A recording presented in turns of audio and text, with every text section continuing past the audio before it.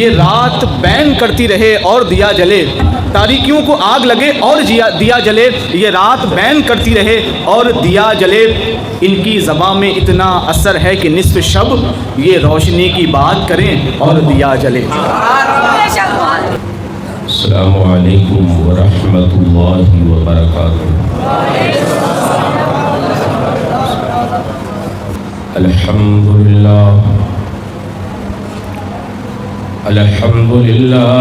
نحمده ونستعینه ونستغفره ونؤمن به ونتوکل علیہ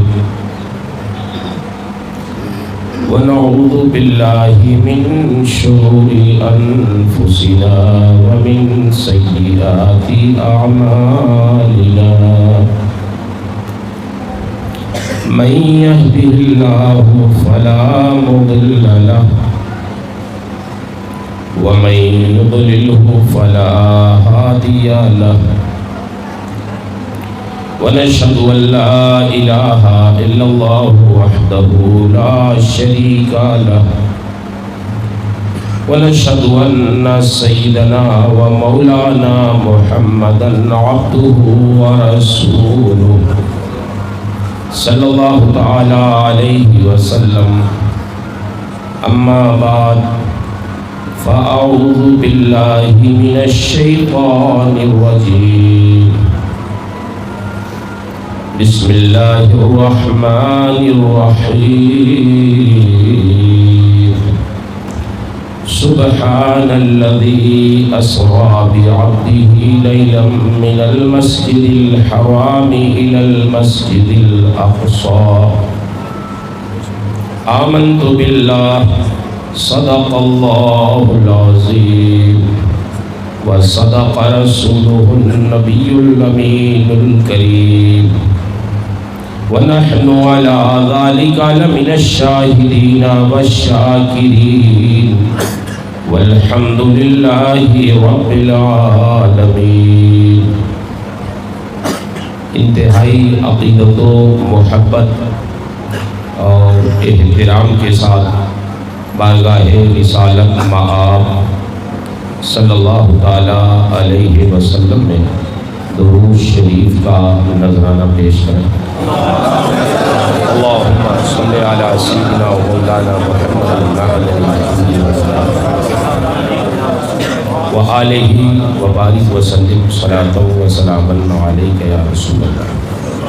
رب العالمین کا بے پناہ شکر اور اس کا احسان ہے کہ رب تعالیٰ نے آج کی اس بابرکت شب معراج میں ہمیں اور آپ کو اس مسجد میں اکٹھا فرما دیا۔ ہمارے بہت سے علماء کرام بالخصوص مفتی مالوہ اور اس شہر کے رب و جوار کے بہت سے ائمہ علماء یہاں تشریف لائے۔ مجھے خوشی یہ ہے کہ میں تو اس سرزمین پر اتنا تصور نہیں کر سکتا تھا کہ اتنے علماء اکٹھا ہوں۔ بھوپال کا جو ایک تصور، کبھی کبھی بہار وغیرہ کے جلسوں میں جانا ہوتا ہے تو بعض علماء جو اشرفیہ میں پڑھے ہیں ہم لوگوں کے شاگرد، ان سے ملاقاتیں ہوتی ہیں تو خوشی بہت ہوتی ہے۔ آج کوئی خوشی نہ ہو۔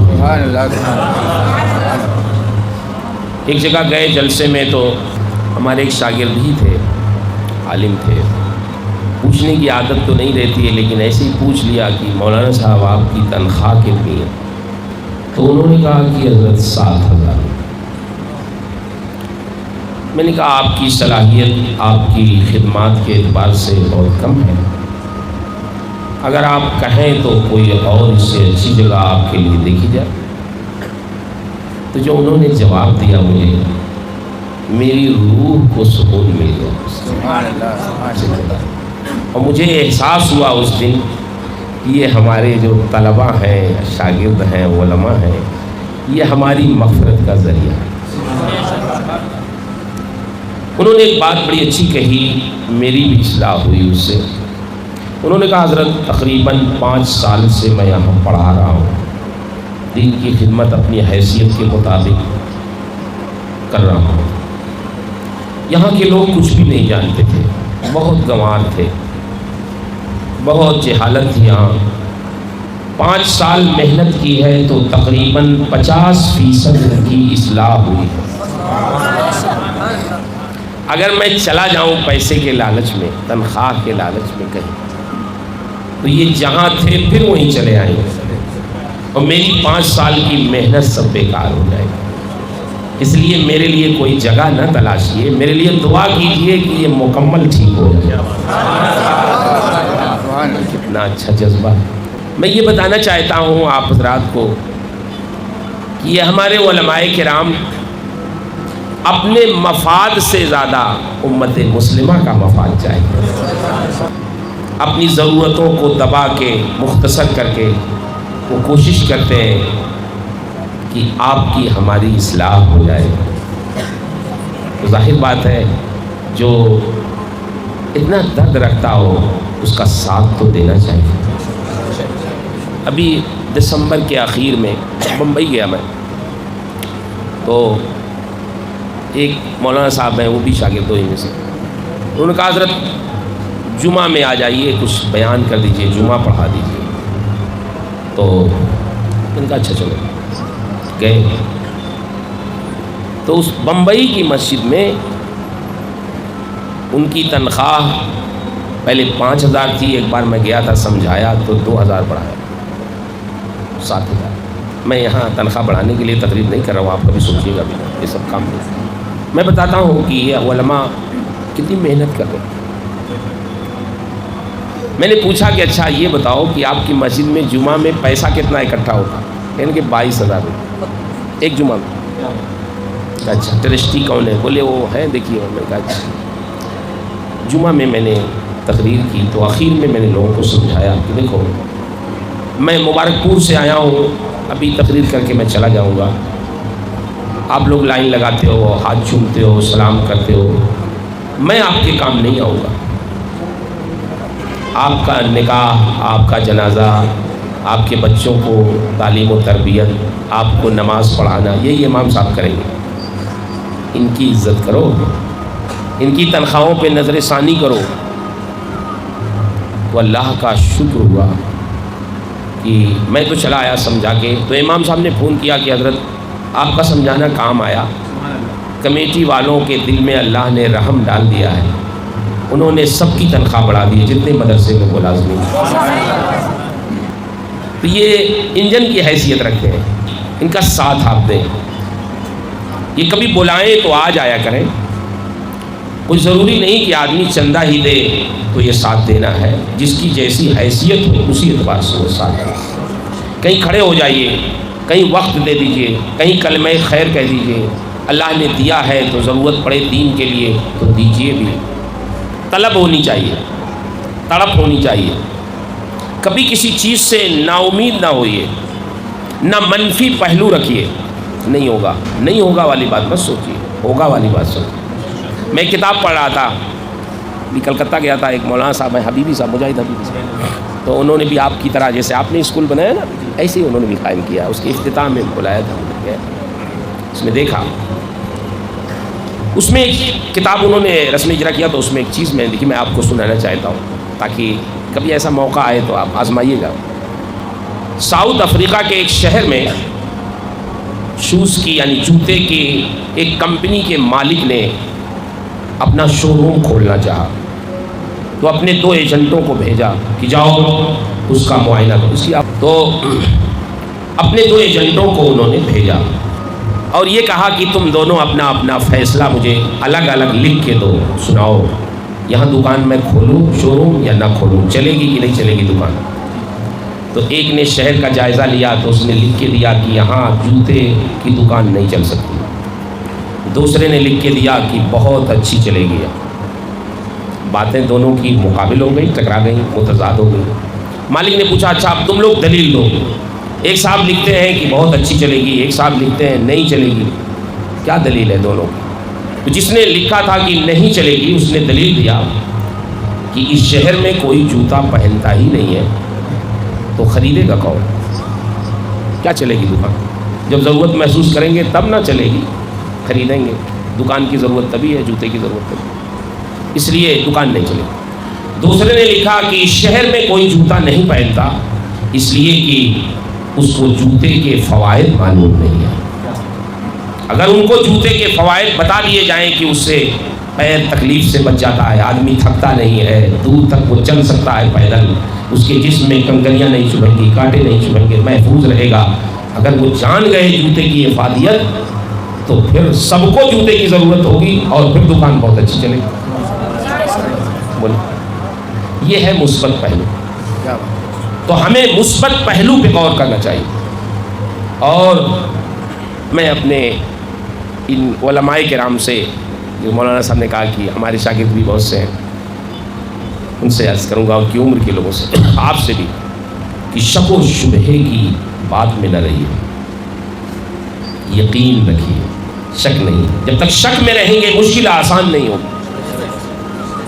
نبی کریم صلی اللہ علیہ وسلم مسجد نبوی میں تشریف فرما تھے، ایک اعرابی مسجد کے کونے میں بیٹھ کے دعا کر رہے تھے اور بہت رقت انگیز دعا کر رہے تھے۔ تو دعا کرتے ہیں نا ہم لوگ تو سوچتے ہیں معلوم نہیں قبول ہوتی ہے کہ نہیں ہوتی ہے، یہ معلوم نہیں قبول ہوتی ہے نہیں ہوتی ہے، یہ چکری چھوڑ دیجیے، ہمارا کام ہے دعا کرنا، قبول کرنا رب العالمین کا۔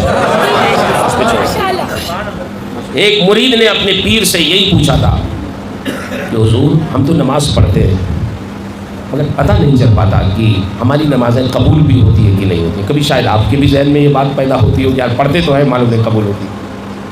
تو پیر صاحب نے ایک بات کہی جو بڑی اچھی بات کہی، فرمایا سن، فجر پڑھنے کے بعد جب تو آتا ہے تو ظہر کے لیے اللہ تمہیں توفیق دیتا ہے اپنے گھر میں آنے کی، تو یہی دلیل ہے کہ فجر والی نماز تیری قبول ہو گئی۔ اگر فجر کے بعد تمہیں ظہر کی توفیق مل رہی ہے تو اس کا مطلب یہ ہے کہ پہلی والی قبول ہو گئی۔ تو یقین والی مسلمان یقین پر رہتا ہے، شک پہ نہیں رہتا۔ یہ معراج کا جو آج کی رات ہے نا، یہ معراج کا مسئلہ بھی یقینی ہے۔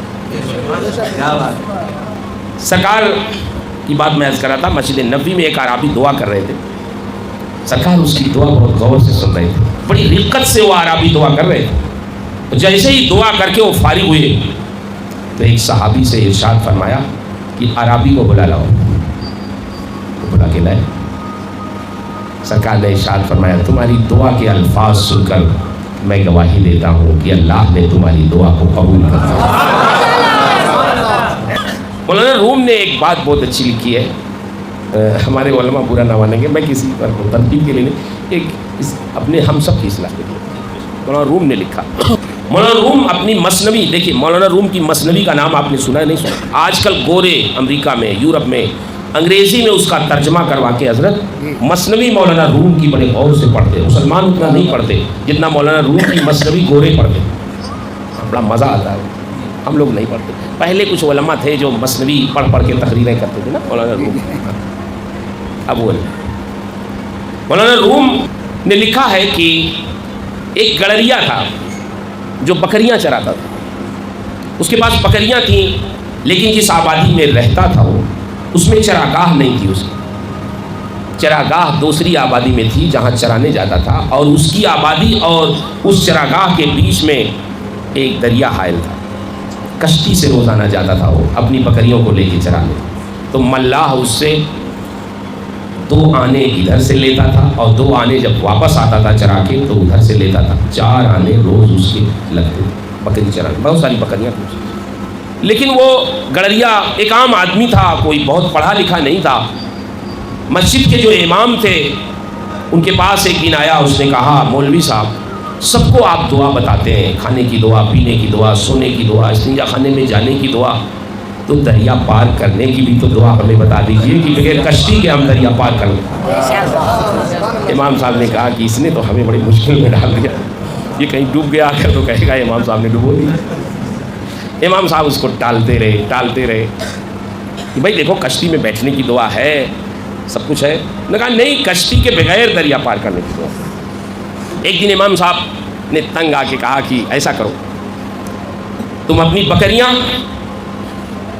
دریا میں ڈالو، اپنا تہبند باندھو، خود بھی دریا میں کود جاؤ اور بسم اللہ پڑھو اور پار کر لو، انشاءاللہ پار کر لو۔ اس چرواہے کے دل میں بات 100% بیٹھ گئی کہ امام صاحب نے دعا بتا دیا ہے اور دریا میں پار کر لوں گا۔ دیکھیے یقین کی بات۔ دوسرے دن واقعی اس نے اپنی بکریاں دریا میں ڈالی، اپنا تہبند اوپر کیا، باندھا اور بسم اللہ پڑھا اور دریا پار کر گیا۔ دن بھر بکریاں چرایا اور جب شام کو لوٹا پھر کنارے اس نے وہی کام کیا، بکریاں دریا میں ڈالی، اپنا تہبند باندھا اور پھر بسم اللہ پڑھا، دریا پار کر گیا۔ اس نے سمجھا یار چابی امام صاحب اتنے دن سے چھپائے ہوئے تھے پار کرنے کی، مجھے اب دیا، اب بہت خوش ہو گیا کہ میں تو اب دعا پا گیا ہوں۔ روزانہ اب وہ اسی طرح دریا پار کرتا رہا، 4 آنے اس کے روز بچتے رہے، وہ خوشحال ہو گئے۔ بکریوں کے چرواؤں کا حال ہے وہ گاتے رہتے ہیں۔ ایک دن وہ اپنی بکریاں چرا کے لوٹ رہا تھا، گاتا ہوا مستی میں آ رہا تھا۔ جب کنارے آیا سورج ڈوب چکا تھا تو دیکھا کہ امام صاحب وہی ملاح سے کوشش کر رہے ہیں کہ مجھے دریا کے اس پار کر دو، اور ملاح کہہ رہا ہے نہیں امام صاحب میں نے اپنی کشتی الٹ دی ہے، باندھ دی ہے، اب تو میں نہیں کھولوں گا اس وقت، اب صبح کو کھولوں گا جب سورج نکل جائے گا، تب آپ جائیے کل آئیے گا۔ اتنے میں یہ چرواہا پہنچ گیا، اس نے کہا امام صاحب کیا اس کی کوشش کر رہے ہیں، آئیے ہمارے ساتھ، آپ ہی نے تو دعا بتایا تھا دریا پار کرنے والی، میں نے تو تبھی سے چھوڑ دیا ملاح اور اس کی کشتی کا چکر، میں تو پار کرتا ہوں اسی طرح، آئیے چلتے ہیں پار کرتا۔ اب امام صاحب کی ہمت ہی نہیں۔ اس نے کہا آپ کیوں ڈر رہے ہیں، آپ ہی نے نا مجھے دعا بتایا تھا، یہ آئیے۔ بڑی مشکل سے واقعی وہ آئے اور جب گہرائی میں پہنچے تو ڈوبنے لگے، چیخ و پکار بلند کیا۔ اس نے مڑ کے دیکھا کہ ارے امام صاحب ڈوب رہے، گیا اپنی پیٹھ پہ سوار کیا، کنارے لے کے آیا، پار کر دیا۔ اب اس نے ملاح نے امام صاحب سے پوچھا امام صاحب کیا بات ہے، دعا تو آپ ہی نے بتائی تھی، لیکن اس دعا سے میں روز پار کرتا ہوں، آپ ڈوبنے لگے، آپ ہی نہیں مانے۔ کبھی کبھی یہ جو تقریریں ہم لوگ کرتے ہیں شرم بھی آتی ہے، کبھی کہیں ایسا نہ ہو، حدیث میں آیا یہ تقریر کرنے والے رہ جائیں گے، سننے والے جنت میں چلے جائیں گے۔ حدیث شریف میں یہ ایک شخص جا رہا ہوگا جنت میں تو وہ واعظ صاحب مل جائیں گے اسے، کہا کہ مولانا صاحب آپ یہیں ہیں، میں تو جا رہا ہوں جنت۔ تو مولانا صاحب پوچھے اچھا تمہارا کام ہو گیا، تمہیں پروانہ مل گیا جنتی ہونے کا؟ ہاں۔ اس نے کہا مولانا صاحب آپ یہاں، آپ کو تو مجھ سے پہلے ہونا چاہیے تھا جنت، آپ یہاں کیوں ہیں ابھی، آپ کو نہیں ملا؟ تو مولانا صاحب کہیں گے ہماری تقریروں پہ تم نے عمل کیا تم جنتی ہو گئے، ہم نے اپنی تقریروں پہ خود ہی عمل نہیں کیا اس لیے اب تک ہم جنتی ہیں۔ تو اس نے امام صاحب سے پوچھا ملاح نے یہ حضرت بتائیے دعا تو آپ ہی کی بتائی ہوئی ہے، آپ ڈوبنے لگے، کیوں ڈوبنے لگے؟ میں تو جاہل آدمی گنوار آدمی پڑھ کے پار کر جاتا ہوں۔ تو مولانا امام صاحب نے جو بات بتائی بہت صحیح بات بتائی، مولانا روم فرماتے ہیں امام صاحب نے کہا جس یقین کی دولت سے تم بسم اللہ پڑھتے ہو وہی یقین کی دولت میرے پاس نہیں ہے، اگر میرے پاس ہوتی تو میں بھی پار کر جاتا۔ مولانا روم یہ حکایت لکھنے کے بعد جو نتیجہ نکالتے ہیں نا وہ میں آپ کو بتانا چاہتا ہوں۔ فرماتے ہیں اے اللہ کے بندو جب تک تم شک میں رہو گے تب تک تمہاری مشکل آسان نہیں ہوگی، مشکل اسی وقت آسان ہوگی جب تم یقین کی منزل میں رہو گے۔ یقین محکم عمل پہ ہم محبت فاتح عالم، جہاد زندگانی میں یہ ہے مردوں کی شمشیر، تو ہمیں یقین رکھنے کی ضرورت ہے۔